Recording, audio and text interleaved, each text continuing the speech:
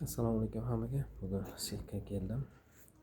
Biz ish jarayonimizni qisqacha tanishtirib o'tib ketaman. Bu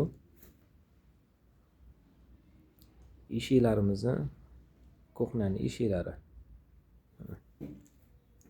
Bunisi obkladkali, bunisi oddiy. Xudo xolasa ikkalasi ham krashinni bo'ladi. Hozir bular shukurka jarayonida. Mana. Shukurkadan keyin kraskaga o'tadi. Kraskadan keyin upakovka bo'lib mijoz uyiga boradi. Azizlar, bu kuxonli mebel paganometrga necha pul bo'ladi, paganometrga necha pul bo'ladi deb aytadi. Bizda paganometrga, metrga hisob kitob qilinmaydi. Mana shunaqa siz tanlaysiz, fasonni tanlaysiz, ketadigan mahsulotning xarajati bo'ladi. O'sha xarajatingizga bog'liq bo'ladi-da bizning summamizdan kuxnyaning kelib chiqishi.